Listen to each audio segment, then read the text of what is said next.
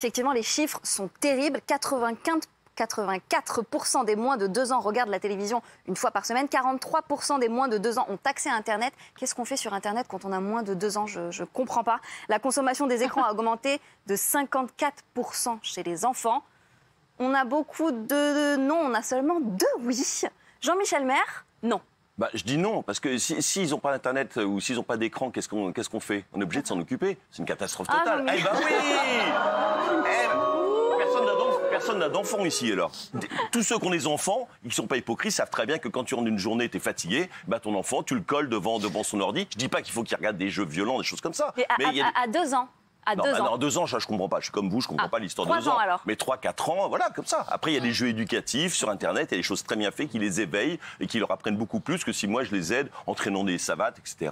Franchement, ils sont très bien devant un écran. Malek Délégué qui secoue la tête. Qui n'a pas d'enfant. Il n'a pas d'enfant, mais qui a beaucoup d'amis qui sont jeunes parents et qui ont pris cette décision de ne pas mettre leurs enfants face à des écrans. Ça a été très bien dit dans le sujet, c'est vraiment un enjeu de santé publique. Moi, je ne suis pas pour interdire les choses de base, mais là, en l'occurrence, c'est de l'avenir de nos jeunes Français dont on parle. Donc moi, pour le coup, l'interdiction me convient bien. Et le truc des jeux d'éveil, c'est vraiment l'alibi parce que ça commence par les jeux d'éveil et ça finit sur YouTube après. Donc bon.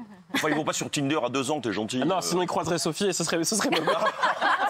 Très bien, l'affiche. Kim, non plus, pas d'interdiction. Les enfants devant les écrans. Non, parce que la question, c'est faut-il interdire les écrans? La question, c'est pas est-ce que c'est dangereux.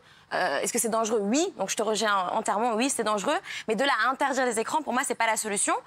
Il faut limiter l'utilisation, encadrer le contenu, mais pas interdire. Ouais, pas plus de 5-6 heures par jour. Voilà. Ah, Jean-Michel. Anne-Myriam.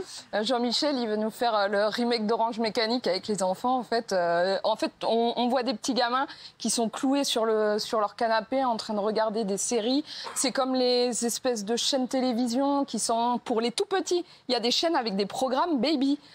Pour les 2 ans. Et je trouve que c'est complètement scandaleux. Alors comment on occupe un enfant de 2 ans? Comment on occupe, en fait, comme les générations précédentes, on s'occupe de son gamin. En fait, les écrans, c'est devenu la nouvelle nounou. L'excuse parfaite. C'est l'excuse, voilà, tiens, je le mets là parce que, justement, il faut que je fasse la bouffe, le truc. Mais en fait, comment faisaient nos aînés, en fait? Sophie, comment vous faisiez avec vos enfants quand ils avaient entre 1 et 5 ans? Comment je fais, moi, en même temps, quand j'appuie sur mon truc pour commander un Uber, comment je fais pour m'occuper de mon gosse? En même temps, je vois pas comment se passe. Je rigole. Je plaisante. Non, mais c'est vrai que le problème, c'est le dosage. C'est toujours la même chose. Moi, j'ai 3 garçons. Donc, quand le petit arrive, plus ils sont éloignés dans la fratrie, plus ils sont petits, en fait, plus ils suivent les grands. Donc, c'est difficile, quand il y a un iPad, machin, d'interdire. Interdire, c'est impossible pour moi. C'est très compliqué. En revanche, essayer d'éduquer. Et puis, moi, ça m'a sauvé quand même des moments, des soirées. Enfin, merci Steve Jobs, quoi. Mais vraiment. Donc, voilà, on est d'accord, ça sauve des soirées. Non, mais ça sauve des moments. Mais c'est vrai aussi. Mais c'est vrai parce qu'il faut s'occuper aussi de son mec, il faut s'occuper de son travail, il faut s'occuper. Donc de temps en temps, on peut éventuellement laisser l'enfant devant l'écran avec des contenus éducatifs. Moi, je l'ai mis devant Baby Einstein. C'est à partir de 8 mois et on le met avec l'iPad comme ça. Malek en parlait. On a vu un extrait dans le MAC d'une intervention de la pédiatre Agnès Ducanda. Je vous propose d'en voir un autre en entier. Heureusement, on parle de dommages réversibles, mais quand même. Alors, le premier risque, c'est l'addiction, parce que les écrans apportent du plaisir sans effort, ce que notre cerveau humain recherche. Si les enfants sont beaucoup devant les écrans quand ils sont tout petits, il y a à ce moment-là une carence d'échange et d'interaction qui donne chez l'enfant des troubles de la communication qui peut tout à fait se confondre avec des troubles de l'autisme, mais c'est complètement différent. Dans l'autisme, les troubles sont en partie seulement récupérables. Et quand c'est lié aux écrans, la cause est environnementale et on peut récupérer tout à fait bien chez un tout petit. Il est quand même question de risques comparables à l'autisme. On parle de risques pour la santé comme des retards de motricité, de langage, une passivité, un trouble de l'attention, perturbation du lien d'attachement et perturbation des repères au monde réel. Ce qui est faux. Qui n'est pas faux. Non, mais pas faux. Je trouve que les enfants d'aujourd'hui sont plus en difficulté ou attardés que les enfants des années 50. Ils sont aussi éveillés, ils sont en pleine forme, voilà. Les enfants, il y a des études qui démontrent le contraire. Alors j'espère que mes enfants ne me regardent pas ce soir, mais qui démontrent effectivement l'intérêt des jeux interactifs aussi, et justement sur les troubles autistiques aussi. Donc il y a des études qui sont contradictoires sur le sujet.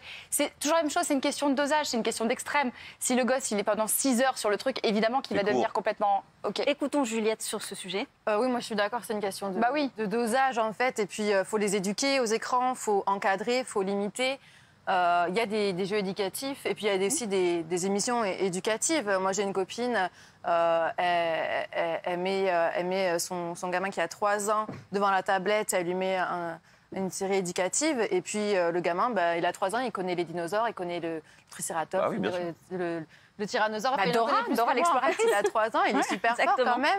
Donc ça peut quand même être positif, je pense. Oui. Et puis voilà, moi, enfant des années 90, j'ai regardé tous les matins le Club Dorothée, les minicums, et je me sens pas plus addict aux écrans que quelqu'un d'autre ou plus bête que quelqu'un d'autre. Ça va. Tu l'as dit, c'est une question de dosage. Je pense qu'on regardait beaucoup moins à l'époque qu'aujourd'hui. Ah oui. Ouais, mais on regardait quand même. Et après apparemment, 5-6 il y aurait un vrai déni chez les parents, parce que les parents pensent que leurs enfants passent en moyenne 30 minutes par jour seulement sur les écrans, alors qu'en réalité, c'est au-delà d'1h30. C'est-à-dire que les parents ne sont pas constamment derrière leurs enfants à monitorer exactement le temps qu'ils passent derrière les écrans.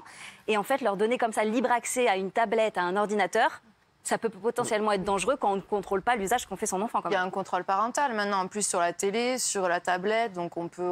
Mais le problème, c'est que nous aussi, en fait, on est devenus.